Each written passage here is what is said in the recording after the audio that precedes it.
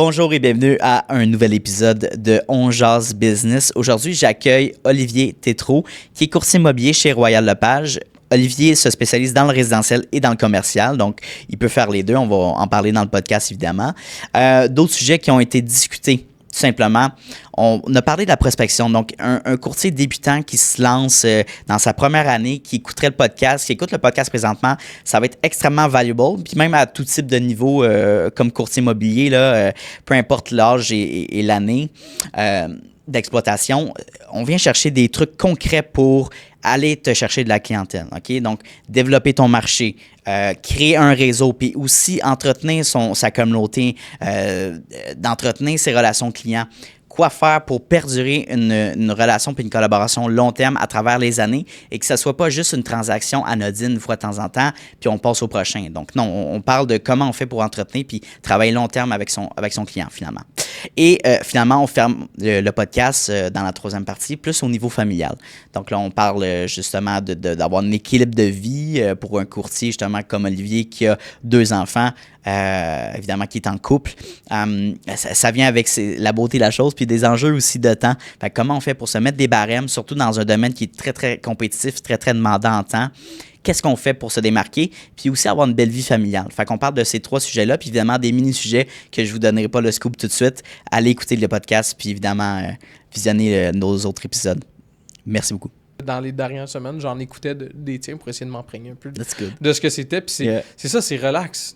On est là pour avoir... Puis mettons, le dernier que j'écoutais, c'était Sébastien Cossette. Ben oui, Resident Gentleman. Shout out à son code promo ATP, ça m'a fait sauver beaucoup d'argent. RG15, je le connais pas, c'est un shameless plug, mais tu sais, il s'entraîne au même gym que moi je m'entraîne. Puis un moment donné, tu sais, il s'entraînait, puis je suis juste allé voir, je suis comme, tu sais, keep up the good work, tu sais, c'est genre, j'aime vraiment ton contenu. Puis comme, hey, merci, je suis comme, puis merci pour le code promo, parce que tu me fais sauver 15% sur toutes mes commandes ATP, puis c'est des produits qui valent cher, fait que ça fait du bien. C'est drôle parce que je filme un podcast pour un autre coach qui est Antoine Hamelin, puis aussi, il a plugué son code ATP, là, code promo. C'est pas le mien, mais c'est le sien, mais pour vrai, sérieusement, tout le monde peut en profiter. Pourquoi pas? Mais ça crée cet aspect-là aussi de se faire connaître comme personnalité publique aussi, autant quand tu hostes ton podcast que quand tu es invité. Tu peux t'aller vraiment te faire identifier comme pour Seb, de se faire identifier au gym. Exact. Un de mes clients, c'est arrivé à plusieurs reprises, à l'aéroport, à la banque. Tu sais, c'est comme, tu te regardes croche, c'est comme, ah ouais, ok, je t'ai déjà vu sur des capsules. Tu sais, il y a un lien qui se fait. C'est comme, ça doit être c'est cool. Ça doit être un peu spécial aussi. C'est spécial, c'est que. Mais oui. Parce que quand tu fais ton contenu, il n'y a personne devant toi. Non. T'es pas un humoriste où est-ce qu'il va aller, admettons, finir par faire un show devant des gens puis avoir un feedback. C'est comme le seul feedback, ça va être des commentaires, ça va être après. Puis là, c'est comme, toi, ta vie, elle continue. Là. Tu pousses du contenu, puis tes réseaux sociaux, c'est un peu... tu sais, t'es retiré, veux pas, là, parce que tu vois pas ton audience. Puis là, de rencontrer du monde... Tu sais, c'est pour ça que j'étais comme, tu sais, je vais-tu dire à l'autre, hey, regarde, je vais juste aller dire, good job. Tu sais, c'est pas, je fais une pause de 45 minutes de son workout pour y parler d'un sujet qui n'a pas rapport. C'est juste, hey... Genre, j'aime ce que tu fais, continue de le faire, puis merci pour... Mais il n'y a rien de plus gratifiant que de recevoir ce genre de commentaires-là. Là, c'est ça. Je me mettais un peu dans sa peau, puis je serais comme, écoute, si un jour j'en arrive là, ben tant mieux. Non, c'est un sharp dude. Je pense que c'est le 3e, 4e podcast qu'on a fait ensemble depuis qu'on se connaît. Puis à chaque fois, les capsules fonctionnent vraiment bien. Ben oui, c'est sûr. Puis, il est franc dans ce qu'il dit. Il est franc parler direct. C'est la meilleure chose. 100%. À un moment donné, il n'y a pas de flafla. C'est comme, what you see is what you get. T'aimes ça, t'aimes pas.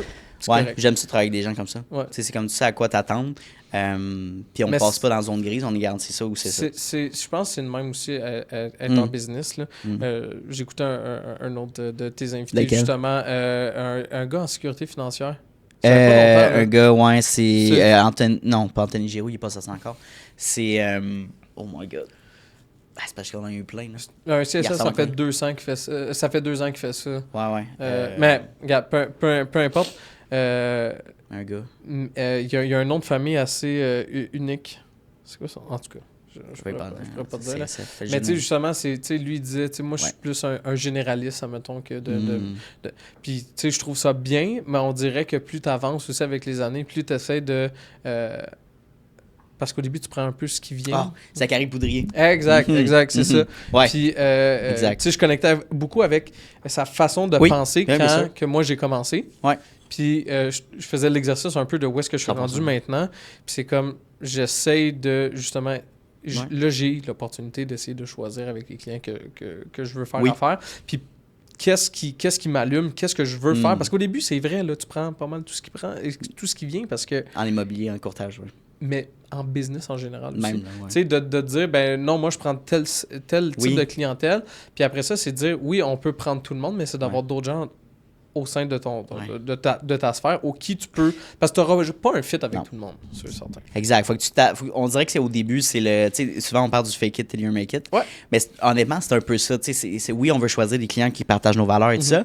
Mais après, le nerf de la guerre, c'est l'argent. Fait que, je veux dire, au tout début, je crois, les premières années, peut-être c'est piler sur son ego, peut-être, puis tu sais, d'être plus flexible avec ton client. Après, s'il t'envoie chier puis il te respecte pas, c'est un autre barème. Là. Absolument. Mais puis on pourrait peut-être parler parce que tu sais, moi j'ai mon contexte plus en marketing, tu sais, mais en immobilier, en courtage, c'est quoi un genre de client qui peut être peut-être plus demandant par rapport à ça? Ça m'est arrivé, cette situation-là m'est arrivée, mettons, en fin d'année 2025, où est-ce que je magasinais avec un... Ben, j'ai fait un post justement, là. OK. Puis, disons que je disais que c'était une femme, mais finalement, c'était peut-être un homme, là. J'ai fait la PC Joli Cœur qui change un peu tu sais, juste pour pas... Mais peu importe, ça fait un bout, là, puis... C'était toujours négatif, c'était toujours de ma faute. Il y a certains boundaries qu'il faut que tu t'imposes avec le client. C'est comme, par respect pour le client qui est vendeur, là, dans ce cas-ci, c'est un acheteur. Fait que respecter les vendeurs, respecter l'autre courtier et respecter ton courtier aussi. Tu sais, on peut pas appeler quelqu'un et dire « Hey, on s'en vient visiter dans 15 minutes chez vous. » On n'est pas ta belle famille. Là. Dans le sens, on ne débarque pas. De même comme un cheveu, ça soupe, admettons. C'est comme, non, tu donnes minimum 24 heures d'avis. Les gens veulent préparer leur maison. Tu rentres dans leur sphère. Ils veulent la préparer comme ils veulent, puis tu sais, présentable. Puis, tu sais, je veux dire, moi, tu viens chez nous, j'ai 2 jeunes enfants, là, c'est pas tout le temps 100% game. Tu sais que tu vas recevoir du monde, tu fais un peu de ménage, t'arranges tes affaires Fait que, tu sais, ça, c'était tout le temps genre, puis il était comme, regarde, ça s'est fini à... Si t'es pas capable de m'avoir les visites plus rapidement, ben je vais aller voir quelqu'un d'autre. Puis j'ai dit, hey, écoute, rendu là, va voir quelqu'un d'autre. Tu sais, puis c'est comme, un moment donné, je vais arrêter de mettre cette pression-là, puis je vais choisir... C'est comme, moi, je veux accompagner pour aider, je veux pas accompagner pour... Tu sais, si je sens que je suis pas le bon fit, je vais être franc puis je vais le dire. Puis c'est plate parce que c'est beaucoup de temps investi. J'avais comme 20 quelques visites d'investir avec ces clients-là. Fait que tu le sais que ça va aboutir. Mais à un moment donné, c'est où la limite? Et où la limite? Où est-ce que toi, tu t'imposes ta limite et tu te dis, regarde, moi, il n'y a personne qui va me traiter comme ça, peu importe le montant que tu vas me payer. Je suis d'accord. Fait que c'est justement... Puis avoir ce mindset-là, je pense que ça change ta business. Oui, puis c'est d'amener une certaine confiance là-dedans, puis de dire, regarde, je veux dire, si tu regardes, puis tu te fais comme un review de cette relation d'affaires-là que tu as vécue, combien de temps en argent, même en temps, énergie, juste en temps point, là, que j'ai investi dans ces clients-là, que j'ai pas pu mettre ailleurs, ou peut-être que j'ai dû délaisser de la qualité de mon accompagnement pour certains parce que c'était tellement grugeant, tu sais, puis demandant, des calls, des textes, des courriels, tu sais, puis je vais pas nommer de personnes, mais il y a d'autres courtiers dans mon réseau qui m'ont montré justement des courriels de genre une relation de leurs clients, puis un client qui était zéro respectful, qui comprenait pas les règlements, tu sais, qui jouait au tough, là, tu sais, il y aura pas ce prix-là, puis c'est moi qui décide. Exact. Tu sais, non, ça marche pas de même, là, non, ça fonctionne pas un comme shark ça, world. Là. Ça fait partie de notre rôle, je pense, d'établir les bases, les règles de base un peu. 100%. Parce que, je veux dire, il n'y a pas de règles écrites, mais je veux dire, il y a du respect. Puis, tu sais, des clients qui arrivent, c'est comme, on va l'eau-baller, OK, parfait, mais c'est de questionner, c'est comme, je comprends ton point de vue, mais où est-ce qu'on veut en arriver? Tu sais, ton but, c'est de payer le moins cher possible, puis d'essayer de trouver de voler un deal, là, comme j'appelle. OK, parfait. Si c'est ça, ben voici ce qu'on va s'orienter parce qu'il y en a que tu peux faire ça. Mais la maison que ça fait 2 jours qu'elle est sur le marché, là, puis t'es comme, rentrer 75 000 en bas du prix demandé, on perd un peu tout notre temps. C'est comme, sur quelle base toi tu veux payer ça? OK, mais c'est le marché qui va dicter qu'est-ce que la propriété va se vendre, pas nécessairement qu'est-ce que toi tu veux. C'est pas parce que toi tu penses que la maison vaut 500 000, mais que la valeur marchande en dit elle vaut 600 que tu as raison. C'est clair. Fait que j'ai plein de questions que j'ai juste dans ma tête. Avant de se lancer, je vais te faire un intro bref. Pour les gens qui n'ont pas compris déjà l'essence même du podcast, donc tu es courtier immobilier, Olivier Tétrault chez Royal Lepage. Tu es dans le résidentiel et dans le commercial aussi. Donc, pour faire suite à ça, t'as-tu un type de clientèle que tu as une préférence ou que tu dis tu t'alignes? Fait que je vais te faire quelques catégories. Premier acheteur, investisseur immobilier, des plex, puis le commercial dans ces différenciations-là. Fait que lequel là-dedans que tu dis, peut-être je vais me nicher là-dedans éventuellement? Ouais. Ben, c'est sûr, moi, j'ai deux facettes, comme tu dis. J'ai résidentiel, commercial, puis il faut faire la nuance. Il y en a beaucoup qui ont le double titre, mais qui utilisent seulement une des licences, qui vont faire une transaction par année. Parce que le commercial, c'est tout ce qui est 6 portes en montant. Moi, dans le fond, si on commence avec le résidentiel, ce que j'ai vraiment décidé d'analyser, puis de focusser, c'est les jeunes familles, donc ma réalité, qui ont besoin de plus d'espace, qui vont faire un upsize. Qu'ils soient dans un condo ou quoi que ce soit, ils ont eu un enfant, parfait, ça fonctionnait. Mais là, il y en a un deuxième qui arrive dans le décor, puis c'est comme, hey, j'aimerais ça avoir une cour ou de quoi un petit peu plus grand, puis qui veulent s'éloigner. Puis, moi, mon but, justement, c'est d'accompagner ces gens-là au travers de leur processus parce que je connais leur réalité au quotidien. Fait que ça, c'est sur quoi j'aimerais plus focusser. Cool. Ben, c'est fun, Je veux dire, ça, c'est mon main focus. Je vais prendre les autres clients, sûr et certain. Mais, admettons, mon contenu, dans quoi je veux... l'adresser vers ça. C'est ça, exactement. Moi, mon contenu, c'est très ma vie de famille, puis incorporé au terme de ma business. Fait que c'est vraiment cette clientèle-là que je vise. Ce que tu reflètes, Puis au commercial, ben c'est sûr et certain, moi, j'ai une niche que j'ai développée qui est des stations-service. Ça fait 9 ans que je fais ça. Ça fait 8 ans que je vends de la station-service. Puis ce qui est arrivé à me focusser sur la vente d'entreprise en général. Mais si tu m'appelles, puis tu as vraiment un produit station-service, c'est là-dedans que je vois que j'ai le plus d'expertise. Après ça, vendre une autre entreprise, mettons, hier, j'allais évaluer des boutiques cadeaux dans des IGA. C'est comme, j'ai vendu des salons de coiffeur, des salons de bronzage, des restaurants. Mais vraiment, mon expertise reste dans la station-service au commercial. Comment tu fais pour établir un prix de vente? Je te donne un contexte. En immobilier, en résidentiel, tu peux quand même trouver des comparables dans la même rue. Mais au niveau commercial, est-ce que c'est un peu la même tactique? Tout dépendant, parce que tu as plusieurs styles de transactions commerciales. Tu peux avoir, mettons, on va prendre exemple le fonds de commerce qui est seulement l'entreprise. Ben, c'est sûr et certain que ça va être étroitement lié à ses revenus. C'est quoi son BAYA, c'est quoi son net, comment tu ajustes, puis son apport à être capable de supporter une dette. Après ça, tu peux avoir seulement un immeuble locatif. Ben, c'est sûr et certain, oui, il va avoir une valeur marchande, mais beaucoup plus établie par rapport à sa capacité de générer un revenu. Fait que c'est loyer. C'est le même que... Dans le fond, tu l'évalues toujours un peu comment que la banque va l'évaluer parce que rares sont les transactions où est-ce que tu vas arriver puis quelqu'un va arriver et va dire « Moi, je paye ce cash, c'est ça que je veux. » Les gens qui investissent en immobilier vont prendre des leviers puis ils vont essayer d'en mettre le moins possible puis que ça reste sensiblement intelligent parce que tu veux multiplier, dans le fond, ton argent. Mais le but, c'est pas d'injecter tout ton cash dans le fond. Parce que, que tu as 1 million... puis que tu as besoin de 250 000 de mise de fonds pour acheter un immeuble, à 1,5 million, là, dans le fond, tu peux en acheter 4 au lieu d'en acheter 1 à 1 million. Pense-y, là, fait que je te dirais qu'au commercial, c'est pas mal ça. Côté, justement, fonds de commerce, puis immeuble à revenus, c'est pas mal. C'est pas mal ça. Souvent, je pense qu'on a la perception, que les gens qui sont pas dans le domaine, mais... Que le résidentiel, il y a beaucoup d'émotions, puis c'est vrai, là, dans le sens, juste la vente d'une maison, on a bâti une famille, on a vécu là-dedans, on a vu des émotions positives, négatives. Le commercial, c'est plus chiffrable, c'est plus blanc, beige, puis on vend, puis on achète au niveau du... Oui, je l'ai toujours dit, c'est sûr, le résidentiel est toujours plus émotionnel parce que, justement, tu as construit ta famille là, il y a plus de sentimental, puis je l'ai vécu avec mes parents, quand ils ont vendu la maison, puis il y avait juste ma mère... Dernier souper, on sort de la maison puis tu es en lampe parce que tu t'as vu pendant 20 ans, tu as passé du temps, tu as investi puis tout le monde s'est développé à même ce foyer-là. Fait que c'est sûr et certain. Ça, moi, c'est un pilier que j'aime beaucoup du résidentiel. Tellement. Au commercial, c'est totalement un peu le contraire. Des fois, c'est sûr que tu as de l'émotionnel, mais si tu parles des chiffres, les gens achètent des chiffres. Moi, j'ai des clients auxquels j'ai vendu des bâtisses commerciales qui sont comme... Ils l'ont vu le lendemain qu'on est passé chez le notaire, tu comprends? Dans le sens qu'ils ont envoyé des gens pour faire l'inspection, ils ont reçu le rapport, ils l'ont lu, ils se sont fait une tête là-dessus, ils ont eu les revenus, ils ont eu les baux, on a analysé, on a fait un due deal, puis eux, ils achètent un rendement. Ils achètent pas... Tu t'achètes pas parce que tu rentres et tu te dis « Ah, moi, mais dans la station-service, la salle de bain n'est pas belle. » Ou les comptoirs, moi, je les aime pas tant que ça. C'est combien que ça fait par mois, combien que ça coûte, puis combien qu'il me reste. That's it. J'ai des clients qui ont dépensé...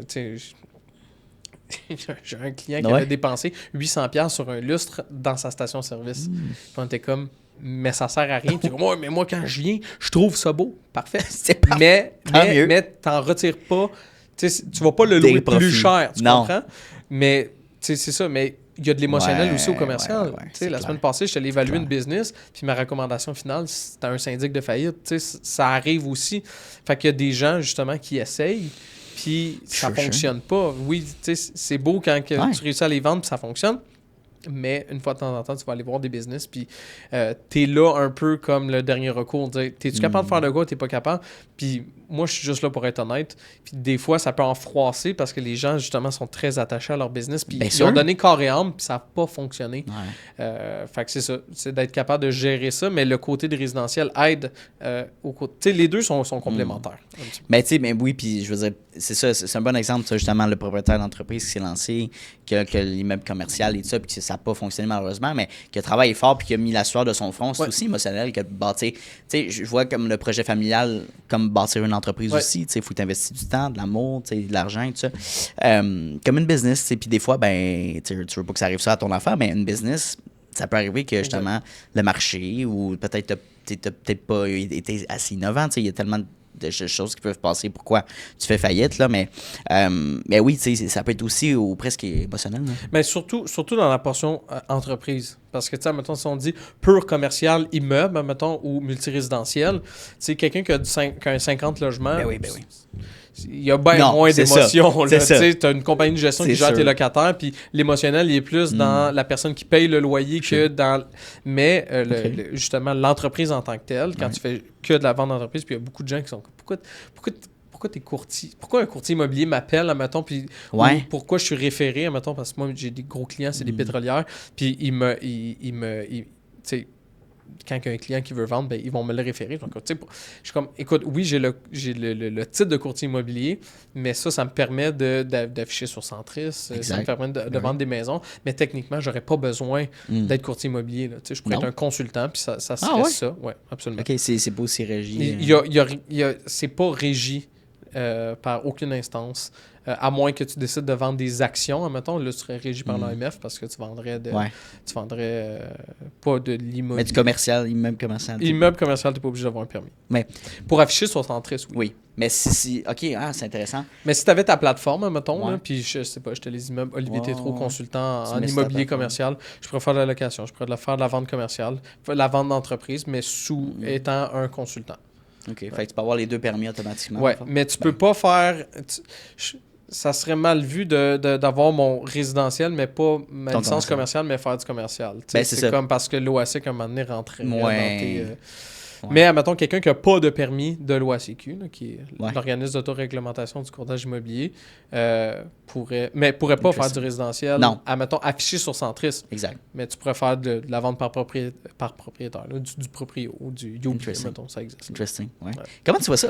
Tu viens de toucher un bon sujet. J'ai interviewé justement le président de UB, puis c'est super intéressant le concept de la plateforme et tout ça. Du point de vue d'un courtier, comment tu vois ça?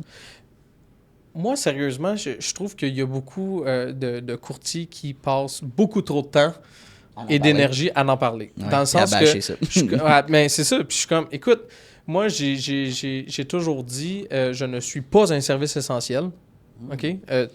Ça veut pas dire que...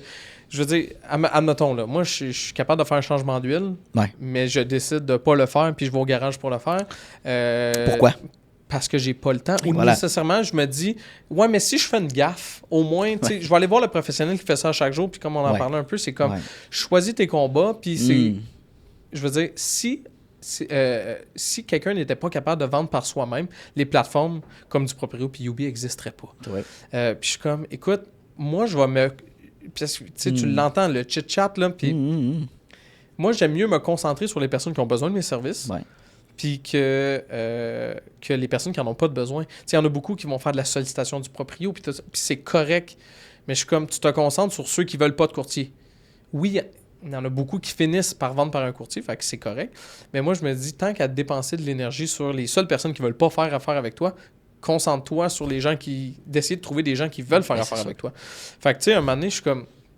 C'est bien correct. Ouais. Je veux dire, la plateforme, elle existe. Je me suis inscrit, j'ai jamais fait affaire avec UB. Sure. En tant que courtier, je pense que tu es obligé de voir c'est quoi l'offre, puis si c'est intéressant. Ça reste une compagnie de marketing, selon moi, qui justement... c'est une business comme un autre. Là. Penses-tu que c'est une bonne plateforme pour aider les courtiers qui démarrent, peut-être? Tu sais, qui disent qu'ils ont besoin peut-être de notoriété? Oui, ça peut l'être. Je pense que ça peut t'aider à pratiquer, veux pas, à rentrer chez les gens, savoir comment, mettons, dealer avec les émotions, puis faire un peu d'essai. C'est sûr que ça coûte quand même, ça coûte quelque chose aussi. Fait que, au début... De la part du courtier ou de... De la part du courtier, dans le sens que UB, eux, tu vas faire des soumissions, mais si tu l'as, il faut que tu leur donnes. Oui, il y a une cote. Il y a une cote. Exact. En fait, c'est pas une cote parce que tu n'as pas le droit de partager ta rétribution avec. C'est un frais. C'est un frais, exact. Okay. Parce que tu n'as pas le droit de partager ta commission avec quelqu'un d'autre qui n'est pas détenteur d'un permis de loi. Exact. Fait que c'est un frais, c'est un lead, dans le fond. Ils te vendent un lead, puis après, c'est à toi d'aller pitcher. De te vendre toi, puis de le faire. T'sais, eux le font sur une base où est-ce que la commission, elle est fixe. Puis après, les gens, oui, c'est bon, c'est correct. Oui, ça peut être bon pour un certain type de courtier. C'est pas mon style à moi, puis c'est correct, dans le sens que il y a... c'est pas un one size fit all. Tu peux, justement... Moi, je suis rendu à dire, je veux faire juste du contenu, puis que le monde, justement, connecte avec les gens, puis c'est comme ça que je veux le faire, à place d'acheter. Je veux faire le contraire à place d'acheter ta place à place de faire sonner le téléphone. C'est comme je veux qu'il sonne. Fait que tu le fais différemment versus en début de carrière, le téléphone ne sonne pas. Fait qu'il faut que tu le fasses sonner. Tu n'as pas le choix. Il faut que tu fasses de la sollicitation. Il faut que tu fasses du porte-à-porte. Mais maintenant, avec les réseaux sociaux, je pense qu'il y a la plateforme parfaite pour développer d'un courtier qui part de zéro à... c'est ça, on va en parler parce que, évidemment, tu sais, les gens qui écoutent le podcast, c'est du 25-35. Fait il y en a sûrement des jeunes courtiers qui viennent d'avoir leur permis. Fait est-ce que la sollicitation téléphone, porte-à-porte, c'est encore sa place, même avec les réseaux sociaux? Oui, sûr, certain. Pour aller se faire connaître? Moi, je pense que ça forge ton caractère. Je l'ai fait au début, là, dans le sens, je l'ai fait du proprio, je me suis fait raccrocher au nez. Puis c'est moins pire que qu'est-ce que le monde pense. Souvent, c'est juste le monde qui dit qu'ils sont pas intéressés. Il y a personne qui te... C'est arrivé là, que tu te fais donner un petit peu, excusez-moi le terme, un char de marde, mais c'est quand même rare. Les gens sont plus inintéressés à faire... Regarde, moi, je suis sur du proprio, ça m'intéresse pas. Merci, bonsoir. Exact. Puis le porte-à-porte, c'est bon aussi. Ça fait des connexions. Je pense que, justement, quand tu es un jeune courtier, tu as beaucoup de temps. Fait qu'essaye, fais-en les affaires. Parce que plus va avancer, moins tu vas avoir de temps. Puis là, ça devient un petit peu plus compliqué. Tu sais, moi, mon porte-à-porte, je le fais quand j'ai une inscription. Tu sais, je vais aller voir 10 maisons à gauche, 10 maisons à droite. On a vendu la maison aussi sur la rue à côté. Ou on l'a pris à vendre. C'est la meilleure façon de le faire, selon moi. Je vais te partager une tactique. Mon père était courtier aussi dans le temps. Puis là, il était inspecteur bâtiment. Puis il m'avait partagé un truc. Je disais, hey, comment t'as fait pour bâtir ta clientèle au début? Il disait, ben là, c'était beaucoup. J'invitais des. Excuse-moi, c'est pas des courtiers, là, mais en tout cas, il faisait de la sollicitation au téléphone, puis il allait dans des quartiers résidentiels, il se promenait en véhicule, puis il notait toutes les maisons avec des toitures qui étaient à refaire, qui étaient négligées, puis ça paraissait, puis il allait cogner aux portes, porter des pamphlets, puis il y avait des extrêmement bons retours, tu sais, puis à un moment donné, je pense qu'il payait quelqu'un justement pour aller se promener puis noter les maisons. Je suis comme, OK, tu sais, c'est quand même smart, c'est innovant, tu sais, mais ça prend quand même justement du nerf, puis tu sais, d'aller justement aborder les gens, d'assumer que les gens vont venir te contacter sans avoir même mettre du contenu sur le web. C'est des loulous, là. C'est des journaux de penser ça. C'est quand même sharp comme façon. C'est cool, hein? Même, parce que tu parlais, puis j'y pensais, puis comme, maintenant, tu peux faire ça à Google Earth. Tu prends un secteur, là, tu check, puis tu peux envoyer un mailing. C'est sûr que c'est... si tu peux te déplacer puis cogner à la porte, mais souvent, le monde, ils veulent pas... C'est aussi, la sollicitation téléphonique puis tout ça, je sais pas pour toi, là, mais moi, j'ai pas de ligne terrestre chez nous, là. Dans le sens, mon numéro de téléphone, il est public, dans le sens, je suis courtier. Mais mettons, je cherche ton numéro de téléphone sur Internet, je le trouverai pas souvent, là. Donc, mais le courrier postal revient en mode. Le courrier postal, je veux dire, il est là. Puis le mailing en ligne, on en parlait, avec Simon, mettons, qu'est-ce qu'il fait? Moi, je trouve ça incroyable. Dans le sens que tu réussis à faire des campagnes, puis même moi j'y pensais, je suis comme faire des campagnes pour avoir justement remplir une base de données de masse sans nécessairement avoir de quoi à vendre, mais tu sais, parce que c'est sûr qu'à chaque fois que tu essaies d'être de plus en plus niche sur les réseaux sociaux, ça va coûter de plus en plus cher de convertir un lead. Mais tu sais, si ton but c'est justement de garnir d'avoir, mettons, 2000 Sure. adresses courriel, ben ça se fait sûrement à petit prix, puis tu peux réduire. Fait que, tu sais, il y a plein de façons de le faire, mais je pense 100%. que puis tu sais, ça fait pas longtemps que je me le suis avoué, là, mais que d'être devant la caméra, c'est la meilleure façon de connecter avec ton audience, puis juste de pomper du contenu tout le temps. 100%. Tu sais, moi, j'ai un objectif assez fou, là, mais d'ici 3 ans, j'aimerais pouvoir faire 90 pièces de contenu par mois. Fait 90, ça, c'est divisé 3 par jour. semaine. 3 par jour. C'est 3 par jour. Big, c'est insane. C'est insane. Mais ça, tu sais, c'est comme le but, pas inatteignable, parce que c'est atteignable. 100%. Il y en a qui le font. Mais ça me drive à faire genre, Ouais. oh, là, il faut que tu te donnes un coup de pied dans le postérieur un peu pour en faire, parce que 100%. c'est un numbers game, dans le sens que, Oui. comme on disait, tu sais, des fois, le monde sont comme, ah ouais, mais tu sais, j'ai eu 300 vues, parfait, mais si tu as posté 7 fois dans la semaine, c'est 2100 vues fois le nombre de semaines. Tu sais, ça compound un moment donné. C'est de l'intérêt composé, that's it. Fait qu'il faut juste en sortir. Puis, tu sais, c'est... Puis j'en suis... tu sais, de te dire, ben, tu seras peut-être pas bon au début. C'est pas grave. On veut toujours que ça soit parfait. Tu sais, c'est comme faut que tu te lances un moment donné. Faut pas que ça tu te soit lances parfait. dans l'eau. Puis même moi, je suis victime de ça. Pas victime, là, mais je suis... je me mets de la pression là-dessus. Puis à dire, tu sais, je veux que mon background soit parfait. Faut que ça soit fait avant. Mais c'est comme, un moment donné, il faut juste en face. Puis tu sais, là, moi, c'est... Admettons, moi, je postais pas tant que ça. Là, tu sais, les Reels, ça s'en vient. Tu sais, c'est ce qu'il faut. C'est comme... c'est qu'est-ce qu'il faut que je mette un petit peu plus avant. Mais tu sais, mes stories, j'essaie d'en faire chaque jour. Puis justement, tu sais, mettons, hier, je sais pas si tu as vu, là, mais j'ai mis genre le costume d'Halloween de mon plus vieux à mon plus jeune. Puis je niaisais qu'on avait eu un animal de compagnie, puis c'était une petite vache, là, puis il courait partout dans la maison. J'ai genre 30 personnes qui m'ont écrit, tu sais, ou réagi, mais ça l'ouvre la porte à juste rentrer en communication avec ces gens-là, puis juste un message qui fait en sorte que l'algorithme te fait voir de plus en plus. C'est niaiseux. Il y a 3 semaines de ça, j'étais allé mettre les quais au chalet familial. Puis j'ai juste filmé. J'étais comme, ouais, là, avec mon ami Joey Desrochers, on se part une compagnie d'installation de quai. Je voulais faire des soumissions. Là, on a fait une belle job aujourd'hui. On fait 2-3 maisons. T'sais, c'est une joke, là. Mais il y a quelqu'un, un ancien personne que j'avais passé au podcast, qui m'a relancé. Puis finalement, on va séduire l'entrevue. Tu sais jamais. C'est comme, c'était cool, anodin, là. C'est niaiseux, c'est comme une joke un peu. C'est ça, tu sais jamais. Tu sais, les cartes de Noël, là. Tu sais, moi, j'ai jamais envoyé de cartes de Noël. Les fameuses cartes de Noël. Moi, j'ai déjà fait des cartes de Noël, OK? Puis année après année, je les envoyais pas. Je les faisais, là, mais je les envoyais pas. C'est fou, là. Puis cette année, je l'ai faite. Puis j'en ai envoyé genre 140, admettons. Tout écrit à mitaine, là. Tout à mes clients. Écrit à mitaine, là. Signé, mot personnalisé, signé, envoyé. Je me suis pris très de dernière minute, fait que genre, c'était le bordel, là. J'en faisais genre, tu sais, comme une vingtaine par jour, là.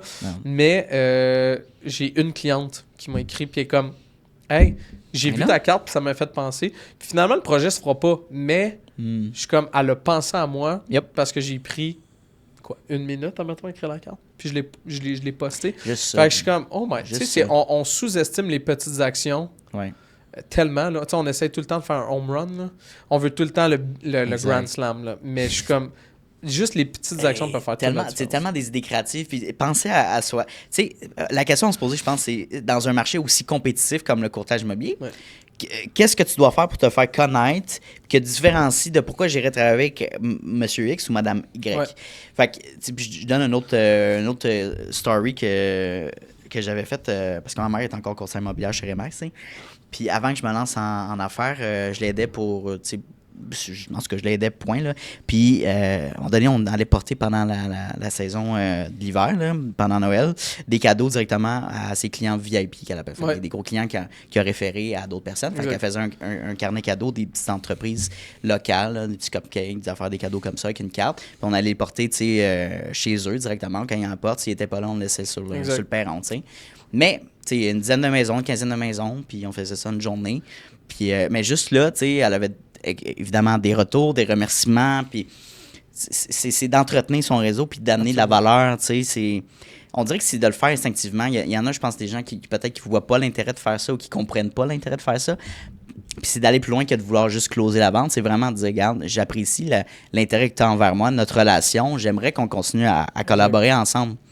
Ben, c'est de focusser sur la relation over la transaction. Dans le sens, le transactionnel t'amène un paycheck, fine, mais la relation peut t'amener un paycheck Un succès. aux années, là, si je veux dire, quelqu'un qui te réfère, là, t'en as des clients là, qui te réfèrent une fois ou 2 ans, mettons, là. Ouais. C'est ultra payant. Là. Ou Puis même- il devrait juste rester en contact avec ses clients-là, Ouais. dire hey, salut, ou hey, c'est ta fête, ou peu importe, tu sais, tu vas porter, comme ta mère a dit, un petit paquet. Un paquet cadeau, tu sais, pas nécessairement obligé de faire ça, mais je trouvais ça tellement une attention. Tu sais, il y a peu ou pas de gens maintenant qui font l'effort d'aller se présenter physiquement, tu sais, puis d'aller shaker les mains, puis tout ça. On devient habitué aussi avec le visio et tout ça, puis le téléphone, c'est correct, c'est accessible, c'est efficace. Mais justement, l'envoi postal, dans le temps, on se faisait loader comment on appelle ça, là, dans les sacs en plastique, on en recevait tellement de Publisac. Là, on n'en a plus. Ouais. Puis là, aujourd'hui, de recevoir une lettre qui n'est pas gouvernementale ou de Bills, c'est comme, oh my God, c'est vraiment cool. Telle personne m'envoie une lettre. Quelqu'un pensait à moi, puis c'est pas leur RC. C'est pas quelque chose à payer, c'est un cadeau. Puis exact. il y a des compagnies qui spécialisent là-dedans, juste dans d'approche client, puis on fait comme une stratégie de lead, puis d'envoyer justement des clients qui te rapprocher avec un petit cadeau ou une lettre. Fait que c'est juste de trouver des alternatives. Puis après, il y a d'autres choses que tu peux faire, j'imagine. Il y a plein de choses. Qu'est-ce que tu fais d'autre maintenant pour entretenir ton réseau ou aller faire de la prospection? Ben, tu sais, c'est ça justement. Moi, j'ai toujours été... je faisais pas grand-chose. Dans le sens que nous, tu sais, moi, ça a toujours été le bouche à oreille, justement, des clients qui ramènent. Puis là, je suis en train de justement mettre une structure puis de faire justement au moins un touch base à chaque, mettons, trimestre avec tes clients, que ça soit un envoi, que ça soit un appel, que ça soit un texto. Mais genre, ça va? Exact, c'est ça. Mais, tu sais, pas venant de mon CRM. Non. Tu comprends? Pas automatisé. Dans le sens, c'est ça, tu sais, qui est écrit, admettons... bonjour. Bonjour. En parenthèse. Nous avons insert pensé à name. vous, bonne journée, peu importe, puis c'est écrit... pour arrêter les envois, écrire stop. Là, t'es comme... Ouais, là, c'est un peu ça fait l'effet inverse, ça fait l'inverse. La personne a fait genre... Arc. T'as zéro pensé à moi, là, dans le sens que... Fait que, tu sais, c'est juste des petites actions comme ça, puis d'entretenir juste la communauté, d'interagir sur les réseaux sociaux un petit peu plus. Puis, tu sais, moi, ce que j'aimerais faire aussi, c'est un événement, mettons, de quartier. Là. Ça fait des années que j'y pense, puis je le fais pas. Là. Mais, tu sais, une journée, on a un gros parc dans ma rue. Moi, c'est un tout petit quartier, mais juste faire un party de parc. Ah oui. Puis, genre, le monde vienne, puis justement, là, après, t'as ton courtier hypothécaire. Tu sais, tous des partenaires qui peuvent faire en sorte qu'on passe une belle journée. Un genre d'activité de réseautage. Exact. Pourquoi mais pas? tu sais, vraiment laid back. Ouais, comme décontracté, là. Moi, je suis là pour redonner, mettons, une journée pour que le monde ait du plaisir sans penser à ben là, faut que je me sorte une transaction de ça. C'est comme, j'ai l'impression que si ton optique, c'est de redonner, tu vas recevoir. Mais si ton optique, c'est tu veux toujours prendre, ben... C'est comme un peu le karma, là. What goes around comes around. Je donne puis ça, c'est un autre... Tu sais, on donne des trucs comme ça, je trouve que c'est pertinent et que c'est le fun parce que c'est des bonnes stratégies concrètes. J'ai ma cliente Caroline Brosseau, justement, a fait du print sur des événements promotionnels, la Reine du Promo, allez voir ça. Puis récemment, on s'est recroisés dans une activité de réseautage dans un BNI. Et elle m'a dit « Hey, Anto, si jamais ça te tente, je fais un show d'humour dans 2 semaines. » Puis j'étais comme, c'est cool. Moi, je vais tout le temps dans les choses d'humour. J'ai invité ma blonde, puis c'est où je te fais le virement, tu sais. Fait que c'est déjà là dans ma tête parce que je veux encourager, puis je veux, parce que ça m'intéresse, puis être drôle aussi. C'est pas juste dans l'optique de. Mais indirectement, tu sais, après, on a eu une discussion, on disait, on serait dû pour notre part 2, puis refaire des capsules et tout ça. Fait que, tu sais, what goes around comes around. Fait que c'est d'investir dans ton réseau, de revenir là-dedans, mais de le faire par intérêt personnel aussi, et pas juste dans l'intérêt de si je fais ça, m'a closer telle vente pour faire un rendement. Non. Ben, c'est parce que ça devient pas naturel. C'est comme ton intention, c'est toujours de soutirer au lieu de donner. En tout cas, moi, j'ai le style de personnalité à aimer plus donner que recevoir, mais regarde, je pense qu'il y en a beaucoup qui sont... Mais moi, honnêtement, ce que je ferais, là, juste par rapport à une stratégie de contenu, si j'étais un courtier immobilier, je pense que je partirais mon podcast, puis j'interviewerais mes anciens clients, ou des clients que je fais des transactions actuelles, des clients peut-être qui ont un profil spécifique de genre entrepreneur, qui ont une entreprise. Fait que, de un, tu leur demandes comment tu as aimé l'accompagnement, qu'est-ce que tu as apprécié. Après, pourquoi tu me réfères aussi. Puis parlons aussi de ton entreprise, c'est pour te mettre en valeur, tu écris du contenu. Moi, je ferais ça, genre une fois de temps en temps. Genre. Mais j'ai déjà fait un genre de concept comme ça, puis ça n'avait pas levé, mais est-ce que je l'avais pas fait de la bonne façon. Puis j'y pense des fois à le faire, mais moi, je faisais de l'entreprise la semaine. Ah ouais, c'est cool ça! Je présentais une entreprise locale à chaque semaine. Fait que ça poussait mon résidentiel parce que je faisais un concours. Fait que dans le fond, j'ai acheté une carte cadeau de 50$ de l'entreprise. Fait que, admettons, puis là, à chaque semaine, c'est quand même intense un peu, là. Puis, tu sais, je le faisais en pause statique. Je le faisais juste sur ma page professionnelle. Puis, Puis, en passant, il y a du monde qui font que ça dans la vie, faire des concours, là, dans le sens que c'était tout le temps le même monde qui faisait mes concours. Fait que là, un moment donné, j'étais comme, crime, c'est plate. Mais c'était populaire dans le temps, les concours. Il y aurait façon de le faire, tu sais, avec des vidéos puis tout ça. Mais justement, c'est que là, tu viens voir les entrepreneurs locaux. Tu leur dis, regarde, moi, je suis la référence, admettons, au commercial dans le secteur. Puis après, ben, tu le ramènes sur tes réseaux sociaux, tu le fais connaître, puis c'est plus ta clientèle résidentielle qui va la voir. Exact. Fait que là, tu as comme un 2 pour 1 dans ce tu te dis, moi, ma clientèle, je veux me nicher plus Rive-Nord, allons plus précis, Blainville, Sainte-Thérèse, mettons. Ouais. Et va chercher des commerces locaux dans cette région-là, ou des je sais pas, des institutions, même un musée, des choses qui font que ça fait partie du lifestyle de vivre dans cet environnement-là. Puis bon, la personne résidentielle qui voudrait acheter va mieux peut-être comprendre puis avoir un sentiment d'attachement, de dire « Oh my God, il y a cette boulangerie-là que je vais être proche, puis ou une école, puis je me vois justement parce que je comprends plus un mindset ou un peu comment cette personne vit là, pourquoi qu'elle a lancé l'entreprise, quel genre de personne que je vais côtoyer éventuellement peut-être à travers la ville. » Fait que moi, je trouve ça beau. C'est encore une fois, entretenir le réseau. Puis tu peux joindre ça en créant du contenu puis sortir des clips pour toi, en personal branding, sortir des clips pour ta brand. À ta communauté. Et voilà. Mettons, justement, mettons à Noël, en face de mon ancien bureau, c'est un il appelle ça les jardins maraîchers. Là. Fait que c'est tous les agriculteurs qui vont là puis qui vendent, mettons. Puis il y a une compagnie, Jardin des Rois, vous allez voir ça. C'est incroyable. Ils font venir comme, je sais pas combien de milliers de sapins de Noël. Mais c'est gigantesque, puis ils sold out à chaque année. Fait que moi, je fais tirer un sapin de Noël à chaque année. OK. Tu sais, c'est cool. Ouais. Ça fait différent, puis c'est ta porte d'entrée sans à dire genre, ouais, ben, hey, tu veux-tu faire affaire avec moi? C'est ça. C'est comme, non, ben, je suis comme, regarde, moi, je vais t'encourager, je vais faire la publicité. Ça me fait la publicité pour moi aussi, mais on s'aide mutuellement. Puis la porte d'entrée, la barrière, tu sais, les gens sont pas défensifs. Là. Quoi que ça m'est arrivé une couple de fois, ils sont comme, ouais, mais pourquoi tu veux faire ça? Je suis comme, ben, parce que je veux faire connaître votre entreprise. Si ça vous tente pas, c'est correct. Je ne forcerai pas, là, mais non, c'est ça. Mon intention est bonne, mais les gens, je pense, ont souvent l'impression qu'il va falloir que je redemande quelque chose en puis c'est comme, non, je veux juste redonner, puis ça va me revenir. J'attends rien, puis je veux dire, indirectement, les gens vont se sentir redevables aussi. Exact. Mais il n'y a pas d'obligation en retour. Pas. De toute manière, ce qu'ils vont. Si tu filmes ça ou tu prends en photo ou n'importe quel. C'est la visibilité, point. C'est ça.